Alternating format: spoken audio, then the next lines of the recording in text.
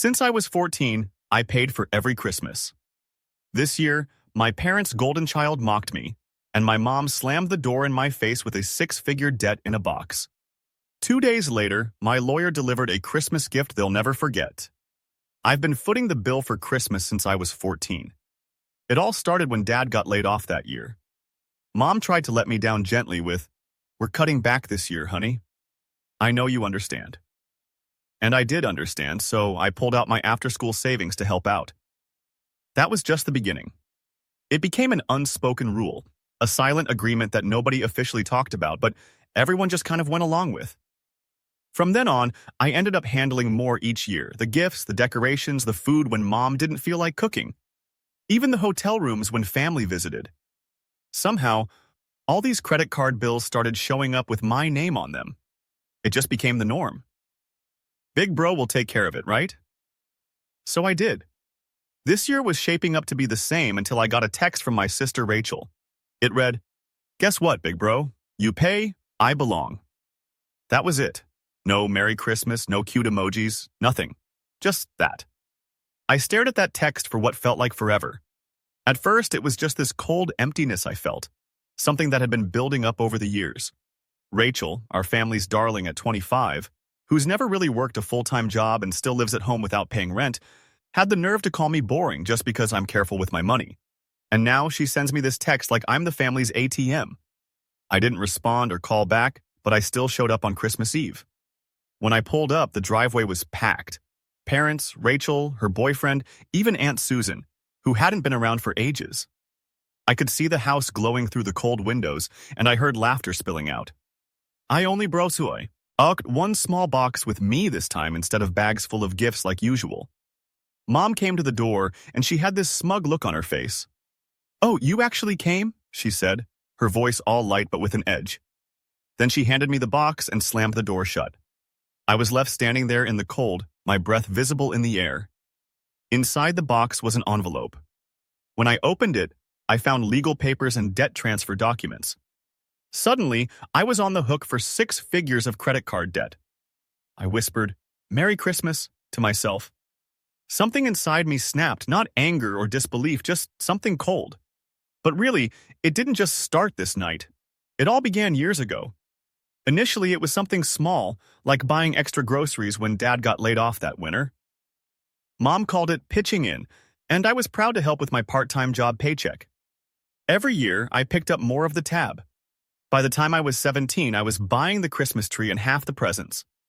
At 19, I was covering Rachel's college deposit when she forgot about scholarship deadlines. By 22, I was co-signing credit cards because Mom said it'd help Rachel build credit. Then when Dad's second business failed, I was told, "Just until we get back on our feet, son." But it was never just that. It was a system where my only role was to fix their problems. Rachel never had to hustle like I did. While I juggled 2 jobs during college, she was switching majors and posting beach photos with captions like "Self-care matters." When she moved back home at 25, nobody batted an eye. Mom still called her our baby like she was 16, and Dad boasted about how she was finding herself. Meanwhile, I was working, paying, and cleaning up their messes. I repaired their cars, took care of Dad's hospital bills when his insurance lapsed, and bailed Rachel out when she overdrafted her bank account. Instead of thank yous, they built this quiet expectation that I'd always handle it. They'd say, "Big bro's got it. He's so responsible," like it was a compliment, but it felt more like a weight I'd been carrying for years. I told myself it was all out of love, that one day they'd see the sacrifices I made.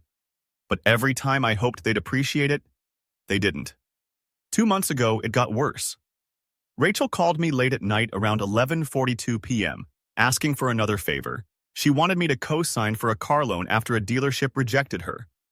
It was a $48,000 SUV, fully loaded and with 0 down. She promised she'd make the payments and threw in, "Dad says it's no big deal." Like a fool, I signed again. Rachel joyfully posted stories after stories on social media, spinning the wheel and writing captions like, "Manifestation works when you've got the right people around you." By right people, she meant me.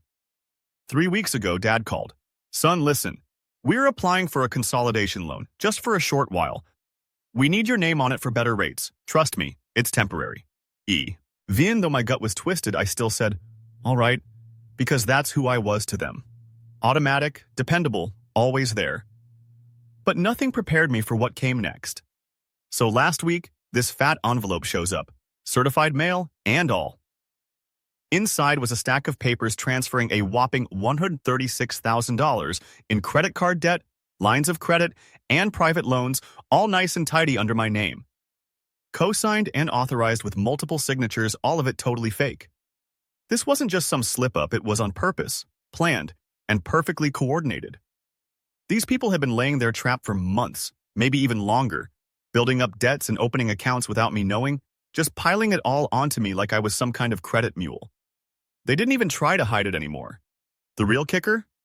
2 days before Christmas, I get a text from Rachel. Guess what, big bro? You pay. I belong. She had no shame, no hesitation, just this bold, unapologetic entitlement. I stared at her message while outside people were busy getting into the holiday spirit, with family shopping trips, kids skating, and carolers singing. Meanwhile, my own family dumped 6 figures of debt on me like it was some messed up holiday tradition. I didn't reply or rush over with gifts, but I did turn up. On Christmas Eve, I parked across the street from their house, which was lit up like something out of a magazine. I could hear laughter inside, completely unaware I was there. I walked up with just one small box, no bags of gifts like every year, just this single box. I rang the bell, and the door opened quicker than I expected. There stood Mom with a wine glass in hand and the same fake smile I'd always seen. "Oh," she said, caught between surprise and annoyance. She didn't even let me in. Rachel popped up too, grinning like she'd pulled off the greatest prank. "Big bro," she said. "Look who decided to swing by." I was silent. Mom handed me a box she'd probably been keeping ready. "Here's your special gift, honey," she said, pushing it into my chest before shutting the door. I stood there for a bit, my breath visible in the chilly December night before opening the box. Inside was another thick envelope. I already knew what was in there before unfolding the papers. It was the same paperwork I'd seen earlier that week, only this time they'd tied it with a crimson ribbon, as if dressing up the fraud made it festive. Full legal transfer, $136 or for $82.07 in debt. Now my burden. Merry Christmas. I sat in my car for what felt like forever, staring at the papers, staring at the house, the same one I'd helped them save when Dad couldn't pay the second mortgage, the place where I skipped meals so Rachel could have her dance lessons, the home from which they now shut me out. And as I sat there, something inside me just stopped. Not anger, not heartbreak, just a numb stillness. This wasn't the first betrayal, but it was definitely the last. Christmas morning faded away in silence. No calls, no texts.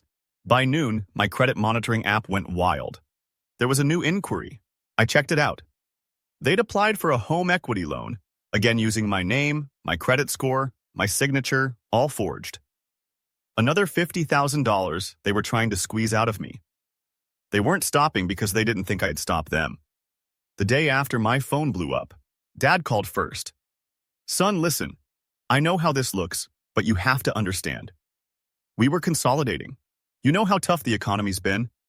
I was going to call you after the holidays." Then Mom, "Please don't be dramatic. Honey, these accounts are temporary. You're just better at managing payments, that's all. We trust you." And Rachel, "You're overreacting. We're family, you know. You always handle the big stuff. That's your role." My role? That's how they saw me. Not a brother, son, or part of the family, but just a function. A walking ATM. The final straw came a couple of days later. Jason, a buddy from college, texted me, "Yo, man, didn't know you bought your folks a second house? Big moves." Attached was a screenshot of Rachel's Instagram story, her posing in front of a new house, smiling wide, keys hanging from her fingertips. The caption read, "Couldn't have done it without my big brother, the real MVP of the family." And beneath it, in bold, #blessed, #family, first, #forever grateful. She tagged me like this whole thing was some sweet act of generosity, a happy holiday surprise. I stared at that picture for a long time. The comments were even worse. "Your brother is such a good man. You're lucky to have him. True family values." No one knew the years of loans, payments, and credit cards I had to clean up, the career sacrifices, and the empty savings account. They only saw the facade she presented, wrapped up with a bow. That's when the numbness finally broke. But I didn't scream, didn't call, didn't send angry messages. Instead, I opened the black folder I had kept locked away for months, the full audit. Wow, what a roller coaster. So basically, I had everything lined up. Fake approvals, sneaky accounts, all the stuff I needed to take down their so-called empire. I grabbed my phone and called Mark, my lawyer. He picked up fast. "Is it time?" he asked. I didn't even pause. "Yep, kick it off." They thought they had me trapped, but surprise! I've been gearing up for this moment for ages. Once Mark filed the papers, things unraveled quicker than I thought. 48 hours later, and bam! Accounts frozen, credit lines shut down, fraud investigations started on every fake signature. I just sat back in my place, sipping coffee, watching my phone blow up with missed calls, panic texts, and voicemails. At 7:13 a.m., my mom rang. "Honey, it's all one big misunderstanding. Just clear things up with the bank for the family." Then at 7:19 a.m., my dad texted me. "So, and don't do this, it'll wreck us." By 7:28 a.m., Rachel was blowing up my phone too. "Are you serious? You always fix this stuff. You're blowing it up for nothing." I let the notifications pile up, let them sweat it out. By noon, they changed the game plan. Mom hit me up again. "You've always been the strong one. Please don't throw it away." Dad's follow-up was colder. "You're making a big mistake." And Rachel's was straight up harsh. "You're selfish. Do you even care what happens to us? To me?" That's when it hit me. They still saw me as their lifeline, like I was just some resource to drain when they messed up. The evening brought more drama. Mark sent over a letter from their lawyer. They wanted to avoid criminal charges, offering me assets and debt clearing. Translation, they knew they were toast, but I wasn't after a deal. I wanted my freedom. Around 8:42 p.m., the doorbell rang. I let it buzz a few times before answering. It was Rachel. Her usual smug look was gone. She looked a mess. "Please, can we talk?" she asked softly. I stood there, silent. "You've made your point. You're right, things got out of hand. We needed help, and you always helped." Her voice cracked. "Dad's freaking out. Mom's sick. We could lose everything. I could lose everything." I didn't say a word. She continued, trying to bargain.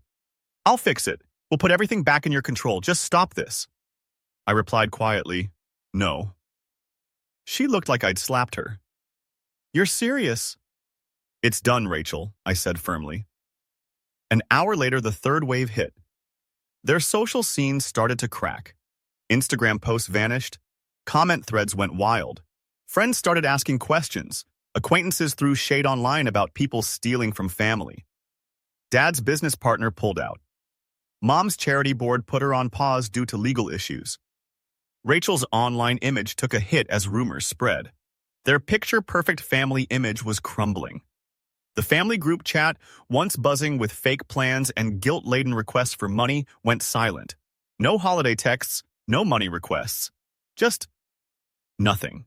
For once, I could breathe. Made dinner, enjoyed coffee while it was still hot. No fanfare, just peace and freedom. They thought I'd never leave, that I'd never fight back, that I was too quiet. But now they know the fallout went beyond just frozen accounts. It seeped into every part of their lives. 2 weeks later, I got a certified letter about the foreclosure on 481 Crestline Drive, the house I'd saved from the brink so many times, the house where they shut me out on Christmas Eve. Now it was slipping away from them. The calls kept coming.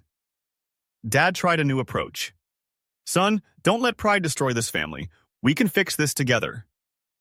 That word, together, bitter as acid. Together when they forged my name. Together when they piled debt on me. So here's the deal with my family mess.